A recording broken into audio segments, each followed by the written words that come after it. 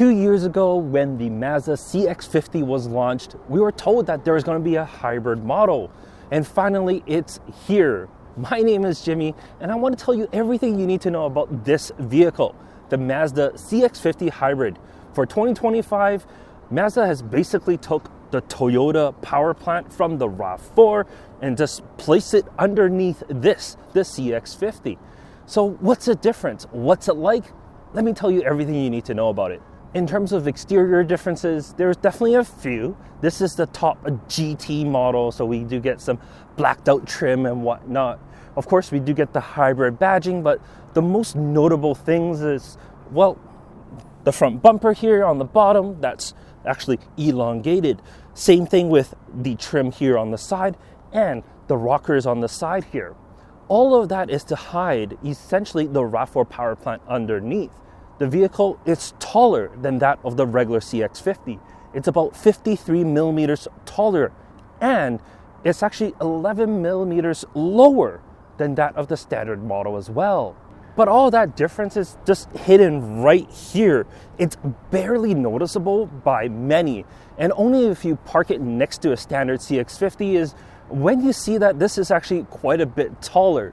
It's, well, basically in line with like a CR-V or Forester or other compact SUV. If we open up the trunk, well, there's a bit of sacrifice in here as well, as the trunk is now a little bit smaller. But that's just what the numbers suggest. Really, it's not that big of a difference between the standard model and this. But like all CX-50, it is smaller than that of the Rav4 as well as the CR-V. We can, of course, fold down the rear seat 60/40. There's these little handles on the side that makes life very easy to do.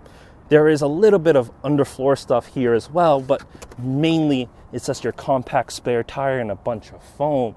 You can certainly take that out to increase your cargo capacity, but let's be honest, no one's going to really do that. This is definitely a nice to have in a world of vehicles that don't offer compact spare tires. Let's go to the rear seats where the biggest compromise is. While the doors do open a full 90 degrees to make it easier to get in and out, because they had to fit that Toyota battery and they did that underneath the rear seats here, well, it is slightly compromised back here. I'm 5'11". My head is just right on the headliner and my knees are just right against the seat that's adjusted to me. The CX-50 wasn't like the largest vehicle to begin with. This, well, it just makes things just a little bit smaller. In the center is where you find your vents, USB-C ports, as well as your heated seats. Unlike the CX-5, which was hidden in the center here, you still get your cup holders, but at least the heated seats is very easily accessible. As for the front, there is zero compromises. The numbers suggest that is exactly the same as the standard CX-50, and it feels basically the same here. The seats are just as nice as before. They are firm, but I prefer that over a soft, squishy seat. They are heated and cooled, which is definitely a nice touch, and I get a two-way lumbar support here on the driver's side. In front of me is a heated steering wheel, but like all Mazda products, it's just heated on the side. I like the thin spoke of this compared to some other manufacturers these days. This is actually quite nice and different. Behind that, you got your split analog and digital gauge. Digital gauge in the center, which does show you a few things, but the sides, they are fully analog. This is one of the differences as well. On the left, instead of getting your tach, it is just like this power meter, so you can see if the vehicle is applying power or charging to the vehicle systems. You do get a heads-up display, which is quite nice. It does show you like turn-by-turn directions as well. And the infotainment, this widescreen, I like it. A lot of people complain how Mazda system uses this rotary knob and they absolutely hate it. I think it's one of those, once you get used to it, you'll love it kind of things, because it is a very simple infotainment menu. And once you get used to utilizing the rotary dial here in the center, it's great. And you still can use touchscreen when you're in CarPlay or Android Auto, so I don't really think you're sacrificing too much, other than the fact that the screen's a little bit far to touch, but really, I don't think that's a complaint at all. And below that, you still get a full dedicated climate control system. Unlike a lot of other manufacturers where that's baked into the infotainment, you still get physical knobs down here, which is absolutely a nice touch. Overall, the cabin is exactly the same as your regular CX-50. You get this stitching that's on the side, which is a little weird to some, but it's a nice cabin. You do feel like it's quite upscale. The real main complaint I have about the CX-50 cabin is just at my height, the center here, the center tunnel, this hard plastic along with the hard plastic on the door. This is really where I rest my knee, and that does get a little bit painful over time, but I'm sure, you know, somewhere down the line, AliExpress or whatever, it's going to have like piece of foam or something that you can just stick onto the side to make that a little bit more comfortable. But let's talk about the powertrain. That's the most important part here. The CX-50, while it's still a 2.5 liter, it's not the Mazda 2.5 liter. This is the Toyota 2.5 liter. All of that combined with a hybrid power plant gives you 219 horsepower. With those numbers, it suggests that this is just a Rav4 hybrid. But is it? Let's floor it and find out.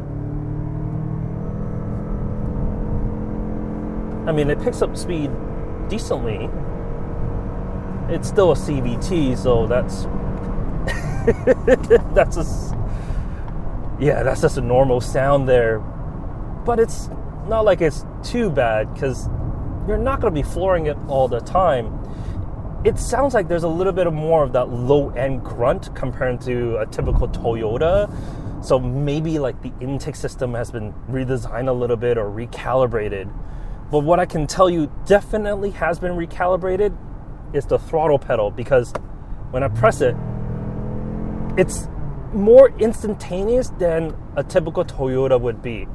And that's definitely something that I feel. And I'm currently just on normal mode. It doesn't even have a sport mode. It has a power mode or trail mode if you're deciding to take this off-road. But it's very, very different. There is that like Toyota mechanical feel to it. It definitely feels like it's a Toyota power plant. But when you floor it, it's Mazda because it's instantaneous.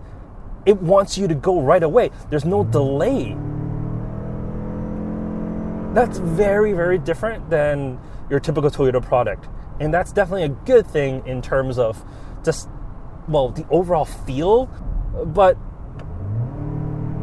what I can say is it doesn't do the greatest in terms of economy, because I can't beat what I had in the Rav4 hybrid in terms of, well, my average miles per gallon, or in here, because I'm in Canada, liters for 100 Ks, because I'm averaging currently 6.4 liters for 100, which definitely is more than what I got in a Rav4.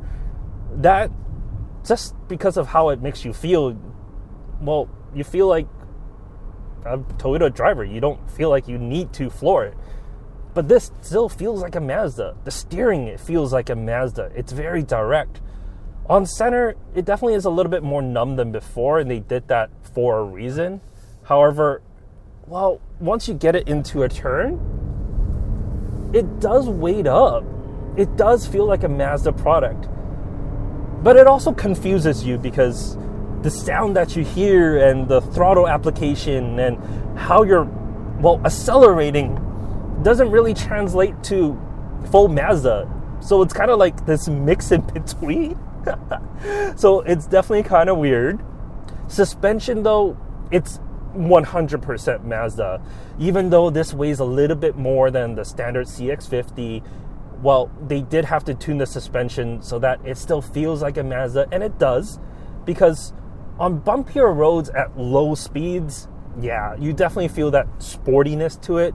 It definitely can't handle those bumps as well as some others, but some like that, because once you're out in the open road a little bit and there's a little bit more curves to it, well, the CX-50 feels a little bit more planted than, well, a Rav4, and over bumps, yeah, it just feels more confident.